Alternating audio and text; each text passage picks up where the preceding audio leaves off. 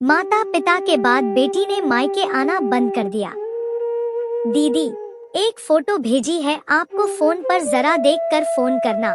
भाभी का ऐसे बेवक्त फोन आना एक पल को तो सुहानी को परेशान कर गया था, मगर भाभी की आवाज सामान्य पाकर मन धीर पा गया। भाभी, आप सब लोग ठीक हो ना? हाँ दीदी, सब ठीक है, आप फोटो देख लो फिर फोन करना। सुहानी ने फोन उठाकर देखा तो भाभी ने 3 फोटो भेज रखी थी। एक रोटी बेलता शौर्य, एक तवे पर पड़ी रोटी और फिर प्लेट में रखी फूली एकदम परफेक्ट गोल रोटी।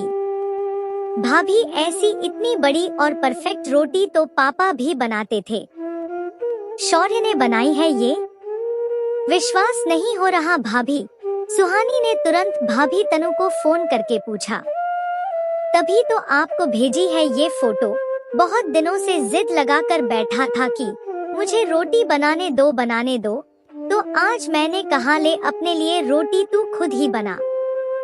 तेरी कच्ची पक्की और टेढ़ी मेढ़ी रोटी मैं नहीं खाने वाली। मगर इसने तो पहली बार में ही इतनी अच्छी रोटी बना ली कि देखकर मैं तो दंग रह गई। इतनी अच्छी रोटी देखकर तो इनके मुंह से भी यही निकला जो आपने कहा, ये तो पापा के हाथ की रोटी है। हाँ भाभी, जब मम्मी बीमार होती थी तो पापा ऐसी ही पतली पतली रोटी बनाकर हमें खिलाते थे। खुद से पानी का गिलास भी ना उठाने वाले पापा इतनी अच्छी रोटी कैसे बना लेते थे, मैं आज तक नहीं समझ पाई। और आज देखो शौर्य ने भी वैसी ही रोटी बना ली। मैं कहती हूँ ना दीदी, शौर्य की बहुत सी ऐसी चीजें हैं जो हमें पापा जी की याद दिलाती है। पापा जी को गए 2 साल हो गए, मगर आप तो यहाँ आती ही नहीं।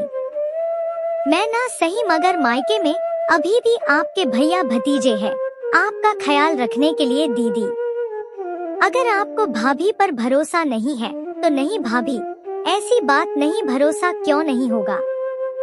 बस भाभी, मैंने खुद को बहुत व्यस्त कर लिया है, इतना काम होता है कि फुर्सत ही नहीं मिलती। मगर आज शौर्य के हाथ की रोटी देखकर मन खुश हो गया। अब तो उसे खाने के लिए वहाँ आने का मन करने लगा। जल्द ही आने की कोशिश करती हूँ। फोन रखने के बाद सुहानी का मन सच में बहुत खुश था और वो ऑनलाइन टिकट भी देखने लगी। सुहानी और मयंक दोनों भाई बहन ने अपने माता पिता को खो दिया था। पिता को गुजरे हुए ज्यादा दिन नहीं हुए थे। पिता से ज्यादा जुड़ी होने के कारण सुहानी कदम कदम पर उन्हें याद करती और उनकी जरूरत महसूस करती। वो उनकी उम्र के किसी भी व्यक्ति को देखती तो उसका मन करता कि वो उनके पास जाए और उनसे बात करे, मगर ना ये उचित था और ना ही संभव। पति अपने काम में व्यस्त थे और बच्चे बाहर थे, इसलिए सुहानी को अपना समय काटना बहुत मुश्किल लगता था। जब उसे लगने लगा कि वो पापा की यादों में खोए हुए डिप्रेशन में जा रही है, तो उसने आसपास के गरीब बच्चों को ट्यूशन पढ़ाना शुरू कर दिया।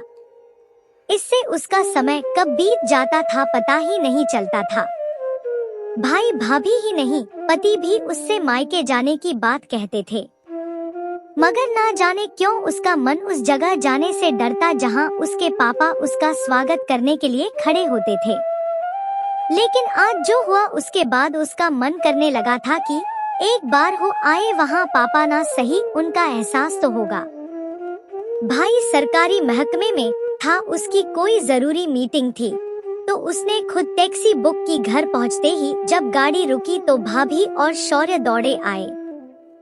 सुहानी टैक्सी से उतरकर, कितना हुआ भैया? 300 रुपए मैडम। मुझे बाहर का समझ रखा है क्या? इतनी दूर के इतने पैसे, मीटर नहीं है तो जो चाहे मनमानी करोगे।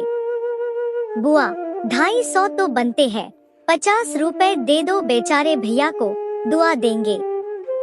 शौर्य बुआ के कान में फुसफुसाते हुए कहने लगा। पापा भी तो ऐसे ही बोलते थे जब माँ और मैं किसी से इसी तरह 5-10 रुपए के लिए उलझती थी। जाने देना बेटा, दुआ देगा। 4 दिन सुहानी अपने मायके में रही। उसने वहाँ पाया कि भैया का स्वभाव जहाँ शुरू से थोड़ा गुस्सैल था, तुरंत ही मरने मारने पर उतारू होने वाला। वहीं शौर्य अपने दादाजी की तरह एकदम शांत, गंभीर और हर बात पर गहन चिंतन करने वाले स्वभाव का था। सुहानी उसके लिए टी शर्ट लाई थी, जिसे पहनकर वो तुरंत ही खेलने निकल गया। पापा भी उसके लाए कपड़े पहनकर सब जगह घूम आते और बिना पूछे ही सबको बताते फिरते, ये मेरी बेटी लाई है। एक दिन ना जाने किस बात पर भैया भाभी में बहस हो गई। शौर्य किचन में अपनी मम्मी को समझा रहा था, मम्मा आप तो जानती हो ना, पापा का नेचर और उनका वर्कलोड भी कितना रहता है। वो अगर गलत भी है तो हाँ में हाँ मिला दोगी तो क्या ही जाएगा, लड़कर गोल्ड मेडल लोगी क्या। पापा को भी लोग अपनी लड़ाइयाँ सुलझाने के लिए बुलाया करते थे। मम्मी चाहे कितना भी बोलती रहती, बिना किसी भाव के सुनते रहते। फिर आकर पूछती, जवाब है इसका आपके पास? तो कहते, तुम्हारे आगे लाजवाब बनना ही अच्छा लगता है मालकिन। वापस लौटने से एक दिन पहले सुहानी को माइग्रेन अटैक आया। दरअसल तेज धूप में शॉपिंग करके जो आई थी, तो ये तो होना ही था। दवाई से भी आराम नहीं आ रहा था। पापा की तरह बोल पड़ा समझदार शौर्य, क्या जरूरत थी इतनी धूप में शॉपिंग पर जाने की? हर जगह तो हर चीज मिलती है। बुआ, मैं सर दबा दूं? बेटा ये दर्द सर दबाने से नहीं, नींद आने के बाद ही जाएगा। एक बार कोशिश करके देखता हूँ। ये कहकर शौर्य बुआ के पास बैठकर धीरे धीरे उनका सर दबाने लगा। कब आराम पड़ गया और कब नींद आ गई उसे पता ही नहीं चला। सुबह उसका मन बहुत हल्का था। सर पर शौर्य के हाथों का स्पर्श बिल्कुल वैसा ही था जिसके लिए वो तरसती थी। प्यार भरा, आशीर्वाद वाला पापा के हाथों सा बुआ को याद करेगा ना शौर्य? जाते समय नम आंखों से सुहानी ने पूछा।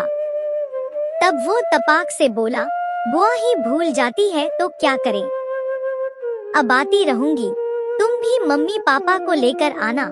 सुहानी शौर्य के सर पर हाथ फेरते हुए बोली।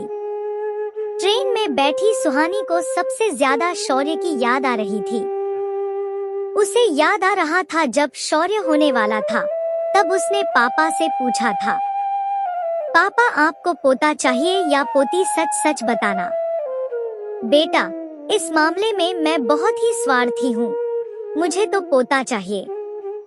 अच्छा वंश बढ़ाने के लिए ना, आपसे ये उम्मीद नहीं थी मुझे पापा। अरे सुन तो, वंश तो आजकल बेटा बेटी दोनों से बढ़ता है।